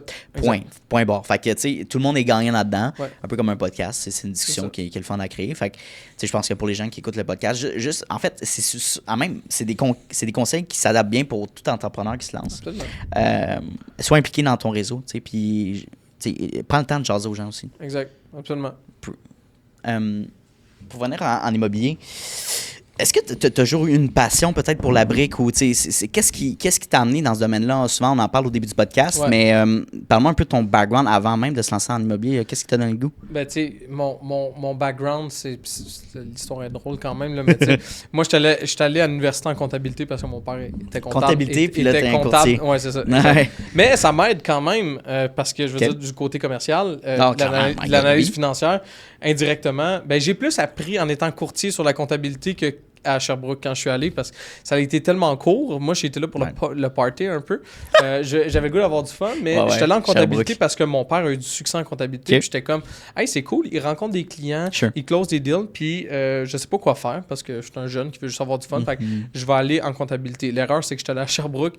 Fait que le party était plus alléchant que les études. Fait que je me suis réveillé un beau février 2016 avec plus d'horaire. Fait que il m'avait mis dehors parce qu'il me manquait un certain préalable. Tu sais, moi, je trouvais que c'était pas tant important, là, mais en tout cas, eux, ça a l'air qu'ils trouvaient que c'était important. Sherbrooke, c'est rough, là. Mais en fait, n'importe quelle université, je veux dire, il me manquait un préalable. Fait que, bref. Fait que là, c'est ça, j'ai eu 2 jobs. Je travaillais chez Lebeau, les vitres d'auto, là, puis j'étais dans un magasin de linge. Puis là, à un moment donné, j'étais comme, OK, mais je peux pas comme faire 15$ de l'heure toute ma vie. Ouais, il faut que je trouve une carrière. Là. Fait que là, j'étais comme, genre, moi, j'aime ça avoir du fun. Fait que soit que je vais être humoriste, ou soit je vais aller dans la vente. Puis là, j'étais comme, je vais vendre quoi? Je vais vendre des chars, de l'assurance. Je suis comme, hey, je vais vendre des maisons. Parce que, selon moi, c'était la chose où est-ce que je pouvais aller faire le plus d'argent. Parce que quand t'es jeune, t'es fringant, tu veux faire du cash. C'est ça que tu veux faire. Cash rapide. Fait que là, j'étais comme, être humoriste, c'est pas tant faire du cash maintenant. Je peux avoir du succès plus tard, mais Ouais. c'était comme trop long. Tu sais, on est dans une génération qu'on veut tout un Non. peu vite. Fait que j'ai fait, regarde, je vais devenir courtier, tu sais, ça va être facile. Puis, Ben, c'est parce que t'as déjà, tu sais, quand t'as un instinct de vendeur aussi, Ouais. tu veux que ça aille vite. exact. Tu sais, je veux dire, quand t'es un humoriste, c'est plus artiste, genre. Exact, c'est ça. Ça vient avec, mais tu le fais pas vraiment pour l'argent. Fait que, C'est ça. fait que je te laisse continuer, mais oui, c'est Mais intéressant. mon mindset il était plus, je veux en vivre, tu sais, rapidement. Fait que Oui. j'étais Oh, comme, oui, je non, vais être make courtier, puis c'est facile, là. Puis c'est pour ça que C'est je suis devenu facile. courtier. J'ai eu ma licence, dans le fond, juste avant mes 22 ans, fait qu'à 21 ans. Puis je suis arrivé devant mon bureau. J'étais assis, il n'y avait rien sur mon bureau, mais il y avait un téléphone. Puis j'étais comme, fait que là, je fais quoi? Tu sais, moi, dans ma tête, j'étais comme, moi, je vais faire 1 million par année. Ben oui. À 25 ans. Ben oui, ben oui, ben oui. Tu réalises vite que finalement, c'est parce qu'à 21 ans, tes chums sont encore à l'université, sont pas proches d'acheter une maison. Les gens sont comme, ouais, mais tu sais, pourquoi tu verrais ma photo, j'avais une magnifique moustache molle. J'avais l'air plus vieux sur ma première photo que ma deuxième. Oh oui, oh Tu sais, my ça God. avait pas de sens. Wow. Puis, tu sais, t'as pas tant confiance en toi. Puis c'est comme, Makes comment sense. les gens vont me faire confiance à moi quand moi, j'ai jamais eu de maison? Tu connais rien parce que tu es formé à l'école, mais Exact. tu es formé pour pas grand-chose. Tu es formé pour faire un examen, puis après, tu apprends plus sur le terrain. Fait que moi, j'étais très, je vais le faire tout seul, je suis capable. Puis finalement, après pratiquement 1 an, j'étais comme, t'as fait 4 transactions. Là. Tu sais, c'est comme si tu iras pas loin. C'était de l'argent pour quelqu'un qui avait pas de loyer, pas de famille, puis que Exact. il n'y a pas tant de dépenses, là. Ouais. Mais tu sais, je pouvais pas faire 10 000 par année, là. Tu Non. comprends? Mais après, les gens qui savent pas, est-ce que tu avais rejoint directement Royal Lepage? Remax. Fait que t'avais Remax, ok. Ouais. Fait que t'avais Remax, c'est les frais de bannière les plus dispendieux, si je me souviens bien. Là. Exact. Fait que t'as ça à payer, là. Ouais, T'sais? exact. Ce que les gens... Moi, dans mon agence, ce qu'ils faisaient, c'est que dans le fond, ils prenaient un pourcentage... Dans le fond, ils se payaient sur tes commissions. Fait que moi, j'avais accumulé quand même une bonne dette, là. Dans le sens que ils sortaient pas de mes poches directement parce que j'avais pas les fonds pour les payer. Right. Mais, tu sais, à chaque fois que tu avais une commission, ben, dans le fond, admettons, je sais pas, tu faisais une commission de 5 000. Ouais, mettons. Ben là, tu leur devais 2 000 ou 3 000 ou 5 000, Ouais. peu importe. Ça va vite, tu sais. Fait que, veux pas, Ouais. ça coûte cher travailler. Juste ouvrir les lumières, ça coûte cher. Puis ça, tu y penses pas quand tu commences. Fait que c'est ça. Je suis devenu courtier à 21 ans en pensant que j'allais être le big shot de l'immobilier. Quand tu as eu cette réalisation-là, qu'est-ce qui s'est passé? Ben, tu sais, tu paniques un peu. Première année, pour vrai, j'étais comme, c'est trop difficile. Fait que la façon, tu sais, automatique, t'es comme, je vais arrêter puis je vais faire d'autres choses. Ouais. Puis là, j'étais comme, tu sais, je vais attendre 1 mois de plus. Tu sais, je me suis dit que j'allais le faire. Puis moi, tout dans ma vie, justement, tu sais, à l'école, j'étais genre, je commence de quoi, mais je le finis pas. Là. Puis quand j'étais jeune, j'étais beaucoup comme ça. OK. J'étais comme, là, pour une fois, je vais essayer un petit peu plus. Puis là, finalement, j'ai rencontré un mentor, puis je l'ai suivi. Puis là, justement, là, il a commencé à m'en donner un petit peu plus. Puis là, tranquillement, je me suis fait une clientèle, puis je me suis tenu afloat, là, puis j'ai réussi à en vivre. Okay. Mais l'erreur que j'ai faite, selon moi, c'est d'essayer de partir tout seul. Puis d'être le one-man show, puis de le faire tout seul. Puis c'est comme, quand j'ai rencontré mon ancien partner, parce que maintenant, je suis rendu seul, moi, j'ai toujours dit en étant, lui, c'est mon fast-pass, comme à Disney. Okay. Dans le sens, tu fais la file quand même. Ouais. Mais ça va, à chaque fois que tu avances, ça va plus vite parce que dans le fond, tu fais pas la file à gauche, tu fais la file à droite. Tu as ton petit bracelet que tu payes. Fait que c'est comme, j'apprends plus, puis j'apprends les erreurs que lui a faites. Fait que, tu vas faire des erreurs. Mais il y a soit une solution parce qu'il est déjà passé par là, ou juste avant que tu te plantes, attends, reviens ici, là, tu t'en vas te planter, fais-le de même à la place. Fait que moi, je pense que d'avoir un mentor, c'est primordial. En sortant de l'école, ça devrait être obligatoire. Obligatoire. Ouais. Parce que c'est pas où dans la première vas, année, là, genre. T'as aucune idée de quoi faire. Tout le monde part. Je pense de sortir d'un plan de match avec quelqu'un justement qui est expérimenté, ça vaut vraiment son temps et son argent. Ça devrait être obligatoire. Ouais. Parce que je sais pas c'est quoi le pourcentage de courtiers qui il drop la première année, là, mais ça doit être en haut de 50%. Je veux dire, dans beaucoup de domaines comme celui-ci, courtier hypothécaire, conscience sécurité financière, le roulement est tellement élevé. Là, parce que les gens abandonnent ou ils sont. En fait, c'est pas parce qu'ils sont pas bons, mais je pense qu'il manque une stratégie. Un plan, la vision, peut-être que la vision est pas là. T'sais. Le plan d'affaires, il est pas là dans le sens que Pourquoi j'irais travailler avec toi? Je sais pas. Mais même au-delà de ça, mettons quelqu'un là que c'est une réorientation de carrière. Moi, j'étais chanceux. Ouais. J'avais pas de loyer, j'avais rien. J'habitais chez mes parents. T'avais une belle situation financière, tes responsabilités. Tu fais être all-in dans tes dépenses. C'est ça. Versus, admettons que je me dis, Olivier, aujourd'hui, 31 ans, 2 enfants, une maison, des paiements. Si t'as pas genre 50, 60 000 de collés, première année, là, je te parle pas pour tes 5 premières années, là, tu vas grinder en c'est sûr que tu brûles ça. C'est sûr que tu le brûles. Fait que tu vas brûler tes économies, tu vas être stressé, puis tu vas trouver... Tu vas essayer Fait que si t'es prêt à faire le saut, parce qu'il y a plein de monde qui disent « Ah, tu conseilles-tu? » Oui, je te conseille de devenir entrepreneur ou courtier immobilier autant que tu veux. Mais t'es-tu prêt à faire le sacrifice? Puis, est-ce que tu as peur de la dette aussi? Si ça va moins bien, t'es-tu peur de mettre ça sur ta marge ou sur ta carte de crédit? T'es-tu capable de gérer tes finances? Parce que, admettons, là, moi, ça m'est arrivé, là, tu es payé une fois en janvier, puis ta prochaine commission, c'est en juin. Là.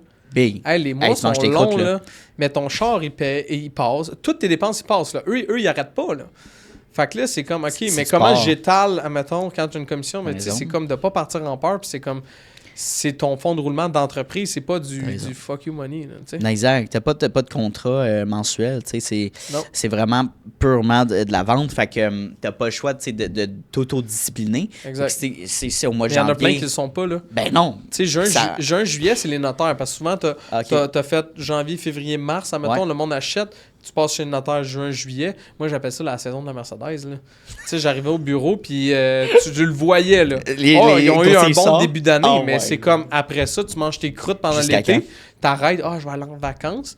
Mais à chaque fois que t'arrêtes, tu perds 3 mois. Parce que si, admettons, tu prends un listing là, tu le vends, tu passes habituellement 3 mois chez le notaire. Ouais. Mais si t'arrêtes là, tu perds 3 mois. Tu comprends? Tu décales tout le temps 3 mois. Ça va vite. Là. C'est ça. Tu sais, admettons, là, moi, je prépare mon hiver. Là. On est le 8 juillet. Tu comprends? Fait que faut toujours que tu sois... Puis ça, il n'y a personne qui te l'apprend à l'école non plus, là. Tu l'apprends Pourtant, tu l'apprends sur le tas. Ça devrait être appris dans le cours. Il y a tellement de choses qui devraient être apprises. Crazy, là. Parce que, tu sais, mettons, je faisais des interviews pour une nouvelle adjointe. Okay. Puis, je me suis fait référer. C'est une personne qui a fait son cours de courtage, puis je l'appelle, puis elle est comme un peu en panique, puis je suis comme, tu sais, tu vas être courtier ou tu vas être adjointe, tu vas être les deux? Ouais. Elle est comme... Ben, je finis mon cours de courtier, mais je savais pas que ça coûtait de l'argent être courtier. J'étais comme, t'as fini ton cours de courtage sans savoir c'était quoi les frais, mais en même temps, je me remettais dans la peau du petit gars de 21 ans qui faisait son cours. C'est la même affaire. J'avais une personne qui m'avait dit là, que tu t'assois dans le bureau et ils sont comme parfait, les frais, admettons, c'est 1500 par mois. Ça, c'est juste, admettons, après ça, tu as un pourcentage sur tes commissions. Il faut que tu payes tes pancartes, tes cartes d'affaires, ton gaz, ton ci, ton ça. Là, tu es comme, OK, mais tu dépenser 5 à 10 000 par mois, là, tu vis pas dans l'excès, là, dans le sens où tu flottes une business qui va bien, mais les gros courtiers, là, c'est fou. Là. Admettons du monde qui font 1 million par année, là, tu vas leur demander. C'est pas parce qu'ils font plus qu'ils ont plus dans leur poche. Là. Ça en prend beaucoup pour. Le budget marketing est plus gros, l'administration. C'est ça, plus tu grossis, plus tu délègues. Au moins tu dors. Exact, au moins. Ben, des fois, ouais, ça dépend. Ça dépend lesquels. Il y en a. Mais... Parce qu'il y a des courtiers qui sont solo, qui font des bons chiffres d'affaires. Peut-être qu'ils vendent des grosses cabanes aussi, mais après, tu as une limitation humaine. Exact. Si tu vas voir une fois de temps en temps des week-ends, encore une fois, tu en as des courtiers qui n'ont pas le week-end. Ils travaillent tout le temps. Moi, je ne réponds pas au téléphone entre 4h et 7h le soir. À moins que je sois, mettons, dans une transaction, puis c'est comme, on a besoin de mon assistance immédiate. Il n'y a rien qui va arriver dans ce temps-là où est-ce que je prends pour mes enfants puis ma famille, qui va faire en sorte que... puis s'il y a quelqu'un qui me drop pour ça, tant mieux. Je veux pas l'avoir. Je veux pas l'avoir. C'est comme, ça, c'est mon temps alloué à mes enfants. Puis le matin, je suis... Tu sais, mettons, avant 8h30, ben, mon téléphone, il est sur le comptoir à côté de la cafetière. Parce que tu as une vie, hein, guys. Mais tu as une vie, exact. On est des humains, puis je l'ai souvent été. C'est facile d'être sur le gun 24 heures sur 24. My God, ton cellulaire tout le temps. Moi, je dis toujours à mes clients, mais tu sais, on hésite à te texter. Tu me textes toujours. Si je te réponds, c'est parce que je dors pas. Mais je veux dire, si, mettons, je m'en vais aller me coucher, il est 9h, puis je vois que tu m'as écrit, puis je prends le temps de te répondre. Mais je veux dire, appelle-moi pas à 11 heures. Là. C'est comme un moment donné, je pense que les gens oublient aussi qu'on est des humains.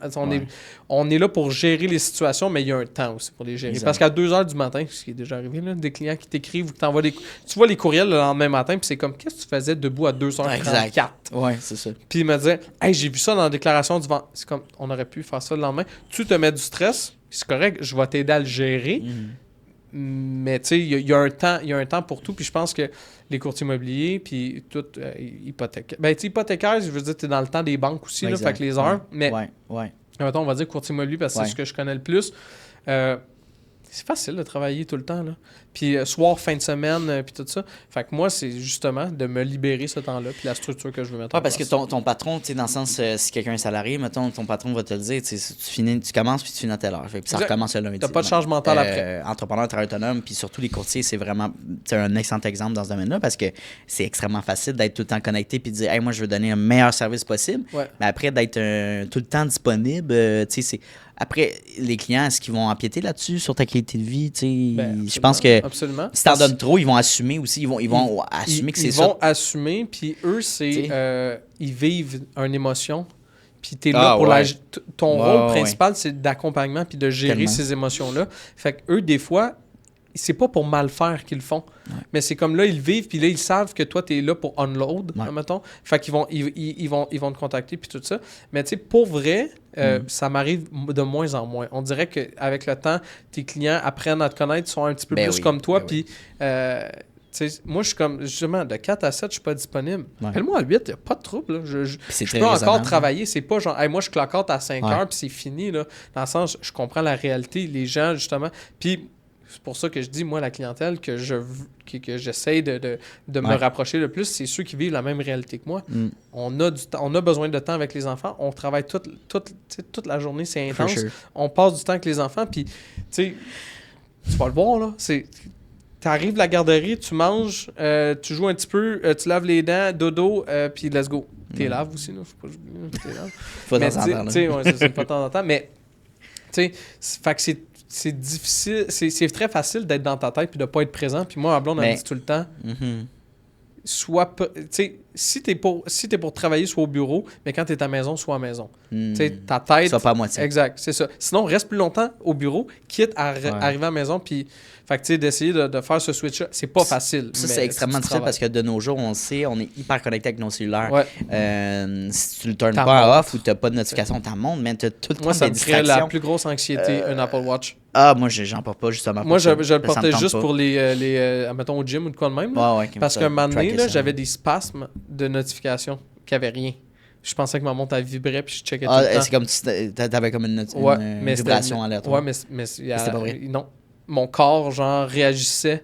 Ah, c'est bizarre, là. Fait que mais ça devait un automatisme. C'est juste sortir son cellulaire de sa poche ou la montre, tu sais. Exact. Tu checkes tout le temps. Non, un moment donné. C'est hyper... Tu sais, donne-toi un break. Hyper connecté. Puis de se donner des barèmes comme ça, t'as pas le choix. Puis par expérience, je trouve que tes clients te respectent même plus. Oui, exact. Parce que, justement, il y a une vie familiale. Il valorise son temps avec ses enfants.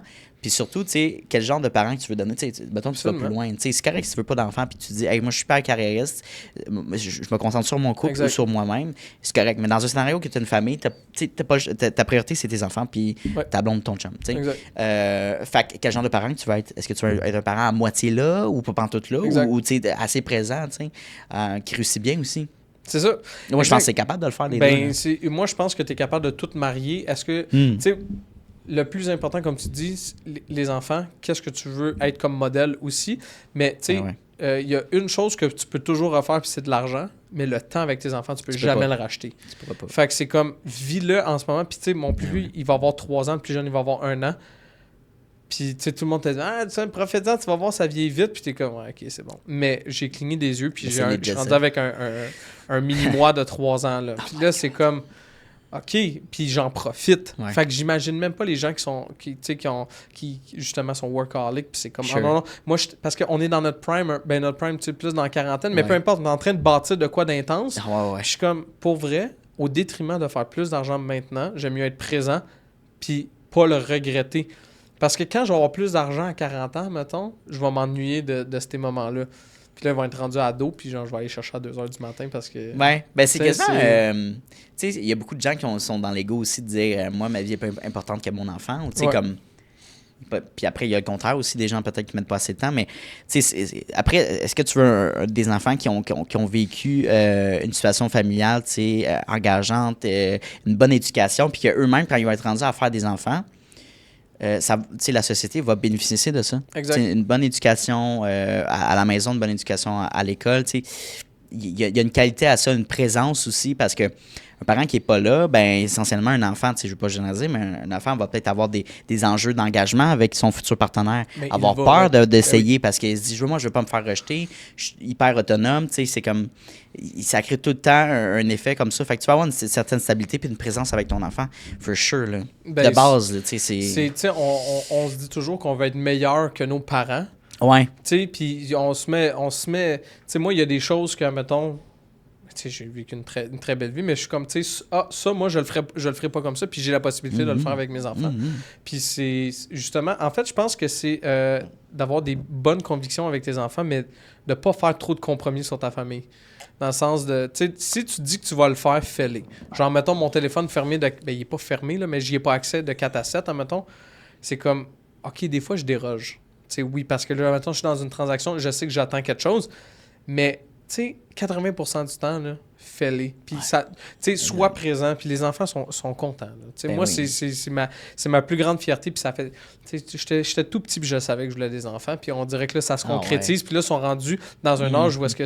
Excusez-moi le terme, là, c'est pas les plantes vertes, là. Tu sais, la première année, des fois, c'est un petit peu plus difficile. C'est très challengeant. Ouais. J'ai l'impression, surtout, tu sais, pour les jeunes parents, de faire quand même, il n'y a pas tant d'interaction. Tu sais, mais là, ça marche, ça court, ça parle, ça se développe. Ça grandit, puis ça évolue. C'est beau à voir, c'est de l'investissement dans ta famille, mais dans la société. Fait qu'il faut toujours voir le long terme. Puis même avant de faire des enfants, souvent, le thought process à dire, est-ce que tu veux des enfants? Ou c'est le vouloir de tes parents de dire, hey, là, il serait temps que tu aies des enfants dans ta la société. La société. Le succès, c'est-tu d'avoir des enfants? On tombe un peu dans ces questions-là en ce moment. Là. Je vais t'amener au niveau de tes objectifs. Si on se projette en 2027, pour ton entreprise, ça serait quoi? Tu sais, moi, mon objectif principal, puis j'ai longtemps pas eu de but. Justement, c'était comme juste, je continuais. Tu travaillais comme... Tu travailles, puis c'est comme, OK, t'accumules, mais tu sais pas vraiment pourquoi. Puis là, finalement, mais tu sais, là, maintenant, je me suis posé plus la question, puis tu sais, c'est un peu avec l'accompagnement de Will, à essayer de pourquoi tu le fais? C'est quoi ton why? Où est-ce que tu vas en arriver? Puis tu sais, moi, mon but, justement, à cause des enfants, c'est d'avoir le plus de temps possible avec eux. Fait que, tu sais, mon orientation de ma business, c'est de me libérer le plus de temps possible, puis de travailler, puis de déléguer, d'apprendre à déléguer. Ça, c'est mon motto pour les 10 prochaines années. C'est de continuer à déléguer pour que les tâches que je fais soient le plus optimales possible. Parce que, justement, en tant qu'entrepreneur, on se dit qu'on travaille des heures à plus finir, mais finalement, il y a beaucoup de perte de temps dans certaines choses, puis d'essayer d'optimiser ça le plus possible, puis en ayant les bonnes personnes dans les bons rôles. Tu sais, là, j'ai rentré quelqu'un qui va s'occuper du volet acheteur, justement, d'avoir un bon soutien administratif. Je suis capable de le faire. Je suis tout capable de faire ces tâches-là. Mais c'est bon de savoir le faire, parce que si jamais quelqu'un qui est malade, qui rentre pas, quoi que ce soit, tu peux le faire. Mais au day-to-day, dans quoi je suis payant, c'est soit d'être devant la caméra ou devant le client. Fait que moi, mon but, c'est d'être devant la caméra puis devant le client. That's it. On va ramener ça au plus simple possible.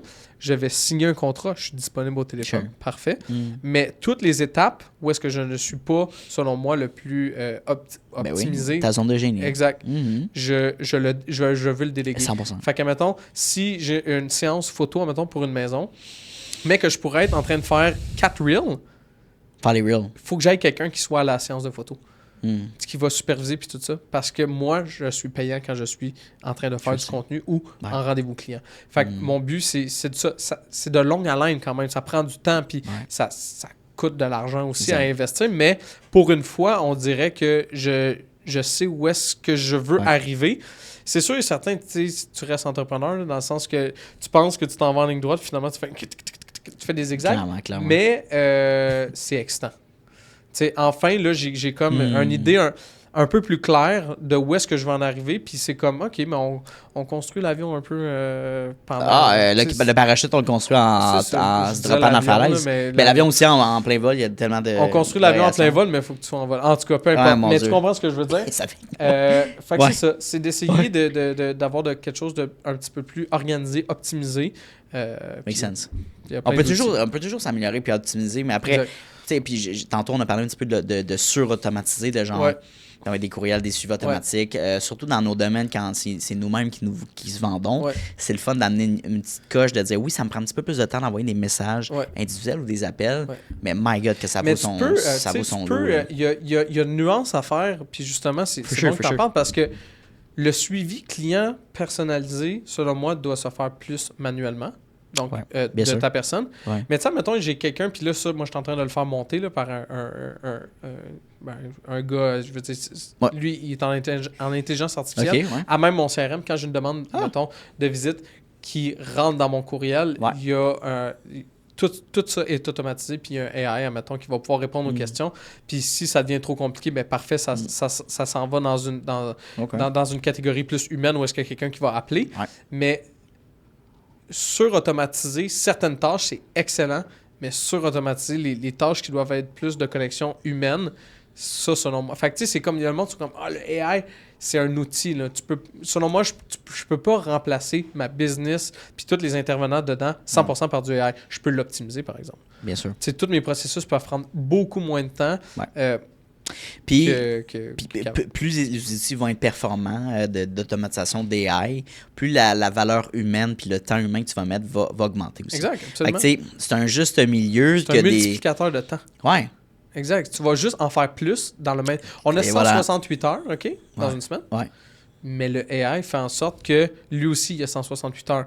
Ou il y en a... Tu sais, peu importe, il compound. Fait qu'un moment donné, c'est comme s'il y a de quoi qui te sauve 5 heures, ben t'es plus productif de 5 heures. Tu sais, un moment donné, ça va juste plus vite, là. Puis tu sais, je veux dire, si t'es un courtier, encore une fois, qui écoute le podcast, note les tâches que tu fais dans ta business pour aller rentrer des revenus qui est le plus de time consuming. Fait que moi, ce que j'imagine, c'est le déplacement. Le déplacement, juste de se présenter pour des visites, ça doit être... je sais pas si tu délègues aller mettre une pancarte ou les enlever.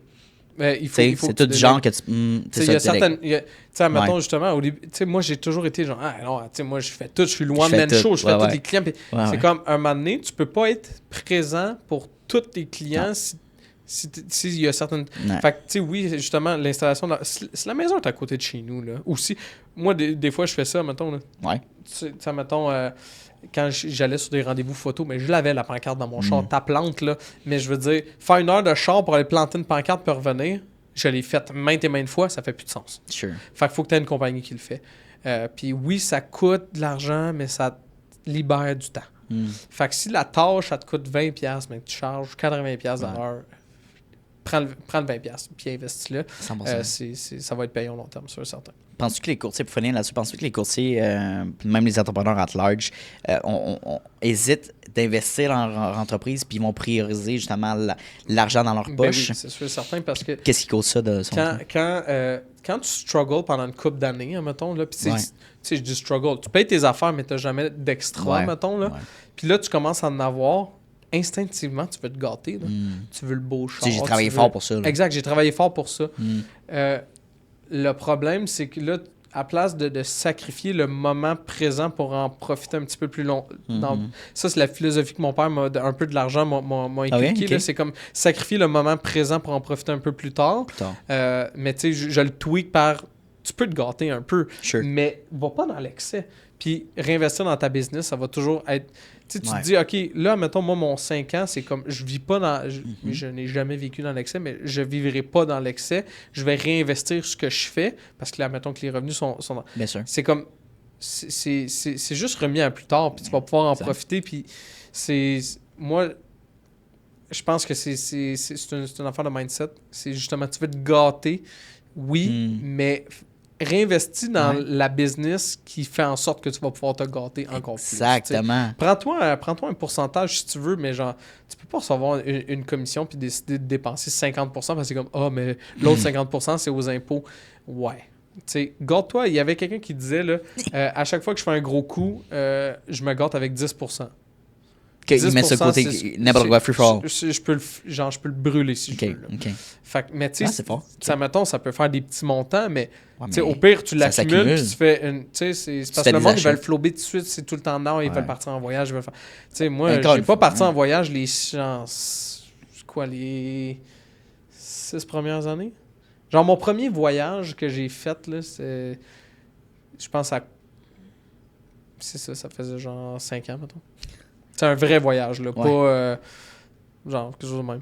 Avec ma blonde, là, mettons. Ben c'est ça, puis les gens, encore une fois, là, ils dépensent tellement dans des choses du genre de dire « Ah, mais là, faut que j'aspire à un certain succès, fait que Ouais. faut que je voyage minimalement 1 à 2 fois par année. » Ouais. Même une fois, c'est pas beaucoup, là. 2 fois Ouais. par année. Puis C'est beaucoup, j'avais là. discussion avec ma blonde récemment, je dis, là, on voyage pas mal beaucoup, là, on a fait pas mal de tout inclus. Ouais. Là. En 1 an, on a fait 2 tout inclus ensemble. Fait que, Ouais. je dis, gars, on va prendre un break, puis on va mettre notre argent de côté. Puis de toute façon, on est un petit peu tanné de vivre ça. C'est un peu Ouais. du. On sait c'est quoi, là. Mais on veut essayer, puis on va aller en Europe à place, mais dans 2 ans, 3 ans. Puis on va mettre notre argent de côté, tu sais. Exact. Puis on va Mais on visiter est plus. habitué à. Un minimum, un voyage par année. Sinon, j'ai l'impression de plus vivre. C'est pas parce que tu pars en voyage que tu prends réellement un break. Là. Non. Tu peux prendre un break aussi au Québec, faire d'autres activités, Exact. mettre ton argent ailleurs. Mais je pense que l'erreur qu'on fait, c'est qu'on augmente nos revenus et donc on augmente notre lifestyle. Exact. Fait que là, C'est la pire affaire à faire. ouais, puis je te fais une petite parenthèse, c'est dernièrement le test que j'ai fait, c'est que là, c'est l'été, il fait beau, puis t'es comme, je pourrais peut-être changer de char, tu sais. Je pourrais peut-être checker un nouveau Ouais. char. Puis je suis vraiment pas allé dans le luxe, là, je checkais du genre, il y a une Tucson 2026, c'est genre 45 000 de taxi, Ouais. 40 000.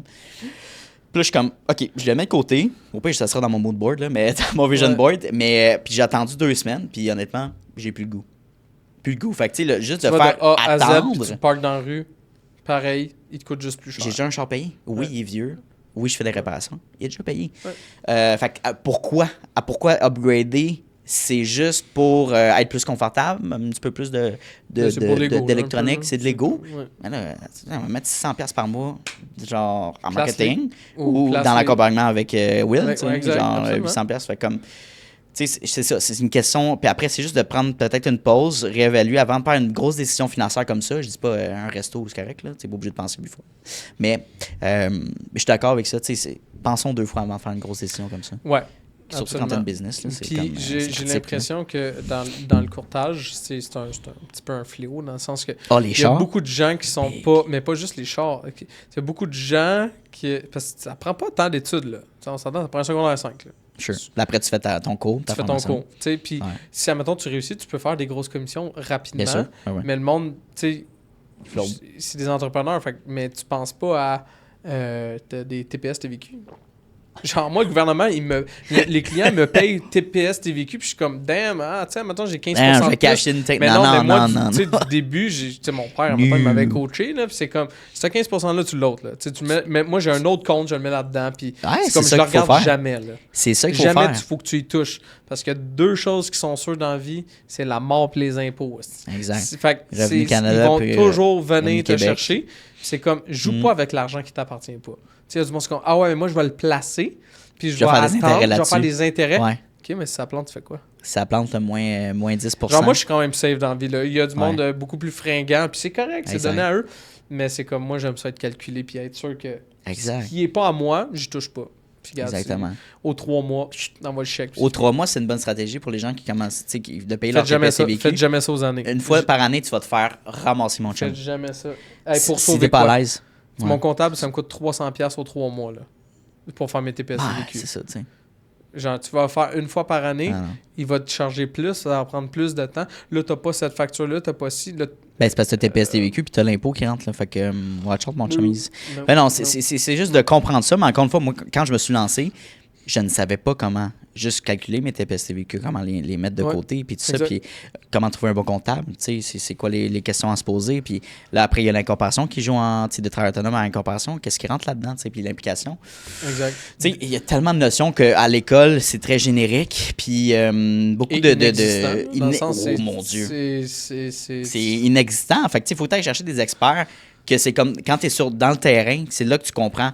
Ah, ça marche quand même pour vrai, je savais pas. What the Ouais. fuck? Ouais. Ah, puis là, faut que tu payes. Mais c'est ça. Mais la beauté des réseaux sociaux maintenant aussi, c'est que tu as certains experts qui vont te donner ce contenu-là. Oui, bien sûr. Oui, Ce t'as accès que, à ça. admettons, il y a 10 ans, tu ne pouvais pas avoir. Ben non. Il y a personne qui en parlait ouvertement. Puis, tu sais, c'est quoi C'est vrai. puis C'est une ça chasse devient gardée, plus. là. Exact. Ouais. Puis, Ouais. de un à l'autre, c'est pas la même affaire. Puis, en tout cas, Ben moi, non, c'est sérieusement, j'ai jamais niaisé avec ça. C'est comme. prends un professionnel, là, gère ça. Puis tu seras payant comme les placements. Moi, personnellement, je ne fais pas d'autogestion. Moi non plus. CELIAP, REER. J'ai un CSF. Je place l'argent. Exact. Puis, je donne l'argent. Charlotte à mon père, là, c'est mon père qui gère ça dans la vie, là, mais, let's go! Mais quand même, tu sais, moi, puis ça m'intéresse pas. Pas tout. Dans le sens, ça m'intéresse pas de l'apprendre. Puis c'est tellement time consuming. Faut que tu lis des états financiers à pu finir, puis des... Tout le monde a une limite de temps. Bien le faire, mettons. Tout le monde a une limite de temps. Fait que, tu sais, concentre-toi sur ce que t'aimes et ce qui est rentable pour toi. Ouais, puis avouer que tu peux pas être bon dans tout, là. Ouais, c'est ça. Exact. Ouais. Ça, je pense que c'est la chose qui est le plus important à s'avouer. C'est comme, regarde, tu pourras jamais te spécialiser dans quelque chose, dans multiples sphères. Fait que va chercher les meilleurs ou quelqu'un qui est spécialisé là-dedans, puis fais-y confiance. That's it. Ouais, le meilleur exemple, c'est en marketing. Je veux dire, les gens vont dire, moi, je ne paierai pas de quelqu'un pour faire mes clips. Je vais les faire moi-même sur Opus Clip ou sur CapCut. Puis tu l'essaies, t'en fais 2-3. Puis je veux dire, 9 personnes sur 10. Ouais. Oh my God, tu me l'as partagé tantôt, c'est même avec toi. C'est time consuming. 45 secondes, j'ai des corrections à faire. Puis t'es comme... Ben là, mes sous-titres ils fonctionnent pas. Après, il faut que tu fasses le cover. Après, là, l'éclairage est pas... Là, t'es comme, oh my mon God. Dieu. Non, là, j'ai des courriels, des appels à faire. Moi, je pensais que c'était facile, là.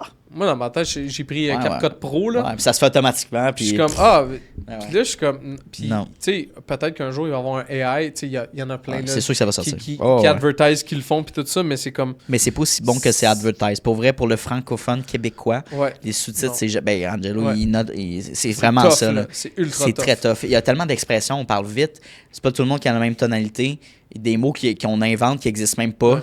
C'est comme bonne chance AI. Il y en a plein sur les réseaux sociaux que je vois, là, de contenu qui ne les corrige pas. Ah, c'est ça me brûle aux yeux. Moi, ça me trigger. Je suis comme, oh mon Dieu, t'as même pas... J'écoute même plus de vidéo. Parce que s'il y a s'il y a des sous-titres, tu vas être porté à les regarder. Ben oui, t'es lu. Fait que t'es lu, puis là, t'es comme... Ça, j'en sais même pas. Moi, je passais tellement de temps à juste dans la colonne de droite, dans CapCut, là. Allez, puis là, c'est comme, non, mais c'est pas la bonne chose. Ou à chaque fois, je dis 1, il met le chiffre 1. Hey. Bruh. Tu sais, un livre, mettons. Non. C'est comme, non, ça me... Fait que je suis comme, hey, non, ça, faut déléguer. Ben ça, c'est ça, t'as une affaire de... Tu sais, juste la syntaxe, les fautes d'orthographe. Aujourd'hui, t'as plus de raison. Tu mets ChatGPT gratuit, tu copies ton transcript, corrige ça. Mais tu sais, c'est parce que la langue française est tellement plus poussée que, mettons, l'anglais, qui est une langue beaucoup plus de... les corrections, c'est tellement... c'est crazy, là. Fait que... Non, c'est toughé, là. Fait que, c'est un exemple parmi tant d'autres. Chapeau, boss. Merci, les maîtres de montage, puis Angelo, Abdel, qui écoutent le podcast. Je t'amène les 2 dernières questions. On a parlé un petit peu de succès, mais j'aimerais qu'on l'affine pour ta réalité à toi. Ouais. C'est quoi ta vision du succès? Il y avait, je me rappelle pas, c'était un milliardaire, je pense, qu'il avait posé exactement la même question. Puis il disait, tu as eu tout le succès du monde. Qu'est-ce que le succès est pour toi? Puis il dit une table pleine à Noël. Oh. Puis j'étais comme, oh shit, ça vient. C'est des frissons. C'est deep. Ouais. Parce que dans le sens, c'est beau avoir justement le trophée, puis la reconnaissance de tes pairs. Puis, mais si, admettons, t'arrives à la maison, puis tes enfants sont pas tant contents de te voir, ou ta blonde, tout le monde est fermé parce que t'es jamais là pour interagir avec eux, c'est comme, ça sert à quoi? Pourquoi moi, ma définition de succès, c'est comme, je veux être un modèle pour mes enfants, je veux être présent en ayant une business qui fonctionne bien. Yep. Mais le focus principal, puis parce que la business se change. Je pourrais décider de changer de job et faire autre chose, mais ma famille, elle va toujours être là. Exact. C'est le pilier fondamental de n'importe quelle personne qui a une famille, là, mettons. Dans mon cas, c'est la chose la plus importante. Fait qu'ils soient fiers de moi, puis que j'aie du temps à investir dans les personnes qui vont devenir. Bien sûr. Ça, pour moi, c'est du succès. Dans le sens que quand j'étais jeune, c'est le succès monétaire. Comme je te disais, à 22 ans. À 25 ans, je voulais faire 1 million par année. On a tout pensé à ça. Maintenant, je suis comme, ça m'intéresse pas. Parce que les personnes qui font ça, il y a quelque part où est-ce qu'ils doivent des sacrifices. Puis t'en fais des sacrifices.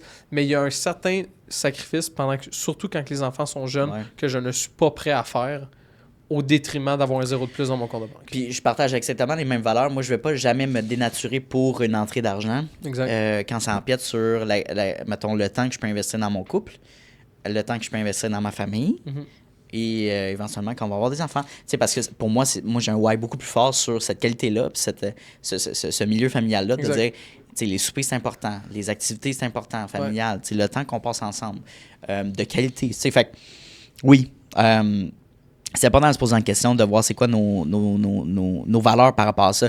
T'sais, je sais pas si quelqu'un dit moi je veux pas d'enfant, je veux pas de famille. Après, je peux pas croire que quelqu'un peut rester toute sa vie en mode solo. Parce que on est fait comme ça. T'en reviens dans le temps, dans le passé. On a grandi dans des communautés ensemble. Une personne ne survit pas longtemps seule. Mais c'est une mentalité. Puis, tu sais, admettons, justement, tu dis je peux pas concevoir, admettons. Puis. Il doit y avoir des gens quand même, ils sont oui, il y en a, puis c'est correct parce que c'est leur opinion. Ouais. Ben oui. Puis, tu sais, moi, j'ai toujours été quelqu'un qui était disponible, puis qui veut s'assurer que les gens sont corrects, puis tout ça. Puis quand les enfants entrent dans ta vie, tu réalises que dans le fond, là, ce que l'autre pense, là, tu t'en fous un peu. T'en fous, là. C'est comme, vis-la comme tu veux ta vie, ça vient à zéro impacter à rien dans ma vie. Exactement. C'est comme, comment tu le penses. Ah, OK, c'est correct, tu as le droit à ton opinion. Moi, je pense pas de même, mais je dépenserai même pas d'énergie parce que tu vois ces réseaux sociaux, là, des sujets polarisants, puis le monde s'implique, puis je suis comme, oh my God. Genre, c'est correct de s'impliquer à un certain niveau. Les gens, ça vient ça vient chercher au plus profond d'eux-mêmes. Plus profond, puis je suis comme, ouf, laisse-toi pas autant atteindre, là. Tu sais, c'est comme, tu peux avoir ton opinion sur des choses, puis le dire autant que tu veux, mais à un certain degré, je pense qu'il faut que tu te ramènes un peu, puis tu dis, ben, regarde, c'est correct, là. Focus sur qu'est-ce qui est important pour toi, puis je pense qu'être entrepreneur, c'est ça qui est tough, c'est que tu as beaucoup de projets en même temps, fait que c'est facile de s'éparpiller. Mais c'est ça, mon focus principal, ça va toujours rester ma famille. Puis j'essaie de me ramener le plus souvent possible à dire, ben, j'organise mon horaire en fonction de eux. Oui, je m'arrange. Je moule mon horaire en fonction des affaires. Exactement. Des fois, oui, OK, tu vas déroger, puis tu n'es pas maître t'es pas le maître des clés, là. Tu peux pas tout savoir qu'est-ce qui va arriver tout le temps, mais le plus souvent possible de te dire, regarde, ça, c'est mon temps immuable, ça ne bouge pas. Exact. C'est ça. On pourrait tellement aller plus loin sur le côté familial. On a un timeline à respecter au niveau du temps. Mais je t'amène à une dernière question qui fait un lien avec celle-ci. 31 ans. Fait que si tu veux parler à un Olivier de 21 qui voulait être millionnaire, qu'est-ce que tu lui dirais en ce moment? Relax. Relax. Tellement de pression inutile à vouloir performer, puis pour pas les bonnes raisons. Dans le sens que tu veux flasher. C'est ça que tu veux faire. À 20 ans, je voulais être apprécié des autres, mais pas pour mes valeurs, mais pour ce que j'avais. Je me rappelle, là, moi, je voulais une Mercedes. Je voulais, puis, admettons, de conduire un beau char, j'aimais plus comment que les gens me regardaient que toi, que moi profiter du moment. Crazy. Puis maintenant, c'est comme... Je m'en fous un peu. Exactement. C'est comme... je suis heureux dans ma situation, puis tu sais, ce que les autres vivent, je peux pas m'impliquer autant que ça parce que ça va venir emprunter du temps que je ne suis pas prêt à investir. Puis du moment que tu dis ça, ben à 20 ans, tu penses pas de même. Non. Fait que relax. I like it. C'est vraiment le fun. C'est un beau message, puis c'est le fun parce que j'avais un petit peu un aperçu de ton mindset parce que pour les gens qui ne savent pas, on suit le même accompagnement en branding avec William Barrett de Nouveau Branding pour le personal branding. Et puis aux semaines, on fait une cohorte, là, donc on a un meeting avec lui chaque semaine. Puis je sais, dans la rencontre préparatoire, j'étais comme Olivier, il a une belle mentalité. Il y a beaucoup de gens qui sont des bons vendeurs, mais peut-être pas nécessairement les bonnes valeurs aussi humaines, je dirais. Là. C'est sûr. Fait que je trouvais ça quelque chose qui te reflétait bien, c'était ça. Et donc, je pense que c'était un beau podcast. Je peux-tu te relancer la balle à savoir comment tu as aimé ton expérience aujourd'hui? Comment tu as vécu ça? Tu sais, c'est vraiment easy going. Moi, c'est ce que... Puis, c'est ça que tu voulais aussi. Oui, mais avant même de venir, parce que tu es comme un peu stressé, mais tu sais, tu es une personne approchable. Dans le sens, tu sais, on se voit, oui, à chaque mardi, mais on n'interagit pas pendant 1 heure ensemble. Tu sais, on a fait le préparatoire. Mais tu sais, c'est juste, regarde, tu t'assois, on jase, that's it. Exact. Il n'y a pas... pas de questions on en parlait... C'est pas... Tu sais, on n'est pas dans un podcast que tu essaies d'avoir la vérité tout crue. Puis c'est comme, donne-moi des insights, puis je veux que ça soit de la polémique. Je trouve les questions, que ça soit clickbait. Là, ouais. Exact, puis après, tu le fais le montage pour que je paraisse mal. Non, mais, non, mais il y en a qui font, là, 100%. Il y en a qui le font. Tu sais, il y en a un podcast que je ne nommerai pas, là. C'est pas québécois, là, mais... Qui font ça. Puis je le vois, puis je suis comme... C'est du montage à pu finir parce que c'est 100%. Impossible qu'ils disent ça devant la personne. Exact. Puis que la personne soit encore là. Exact. Fait que, des fois, je sais c'est quoi monter le podcast. Des fois, ils vont prendre un bout à la fin. Ils vont le remettre dans le clip au début pour aller chercher le hook. Ouais, c'est ça. Mais c'est pas réel. Là. Tu regardes le podcast complet, c'est comme what the fuck. Mais tu veux aller chercher du... Mais tu sais, c'est ton approche, ton aisance, ton vibe que tu donnes. C'est sérieusement très approchable. Puis je pense que c'est la chose la plus intéressante. Puis tu es intéressé. Tu fais pas juste ça pour dire genre let's go, c'est ma business, faut que ça passe, puis tu t'intéresses, puis tu poses juste, mettons, les sujets, les bullet points que tu avais sortis, tu y as pensé, là. Tu t'es pas allé, tu t'aurais pu aller dans ChatGPT puis faire courtier immobilier, 31 ans, 2 enfants, sors-moi pour mettons, mon podcast, puis tu parles un peu, puis il pourrait te sortir quelque chose, mais genre, tu y as pensé, tu t'intéresses, puis ça fait, selon moi, ça fait une différence.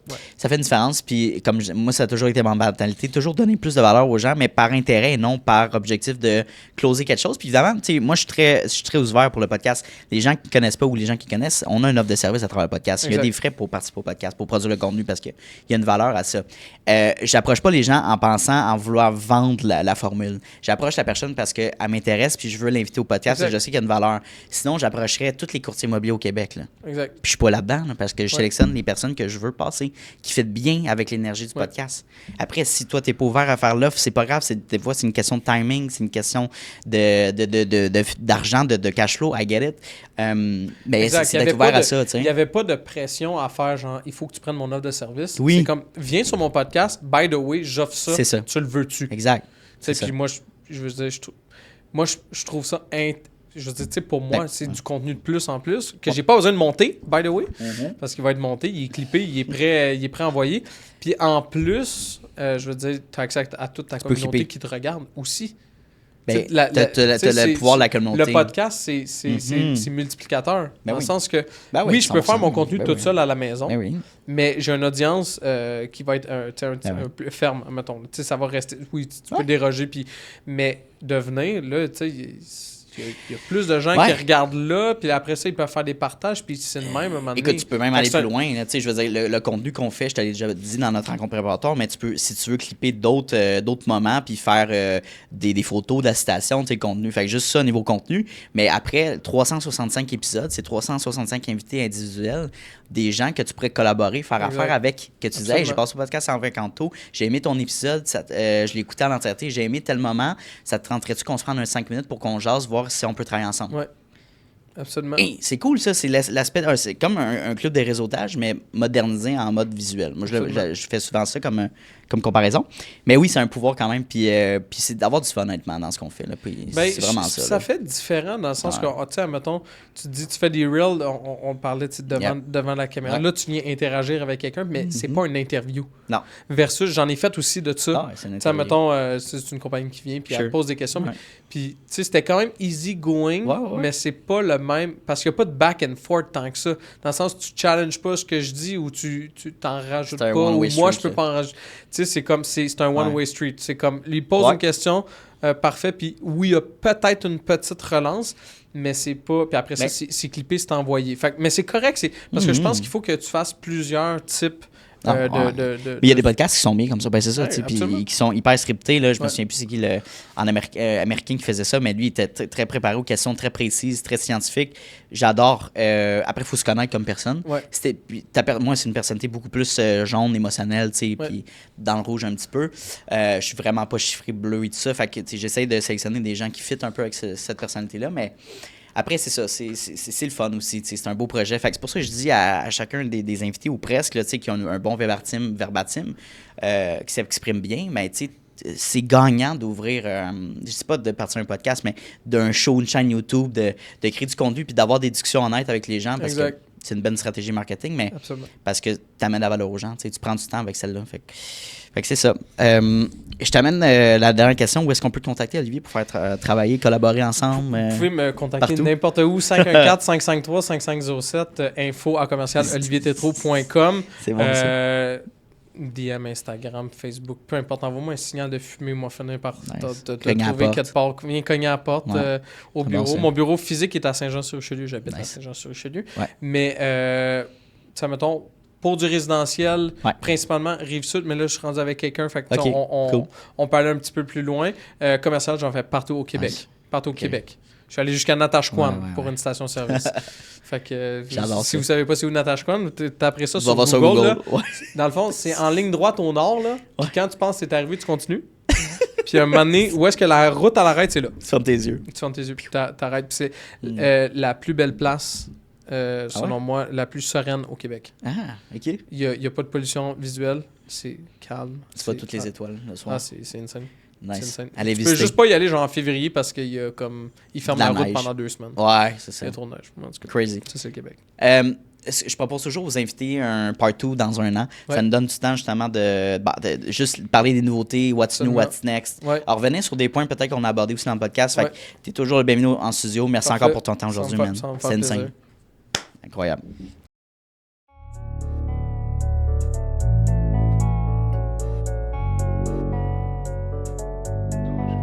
You don't always get to choose in this life, win and lose in this life. But I'ma prove in this life, we can move in this life.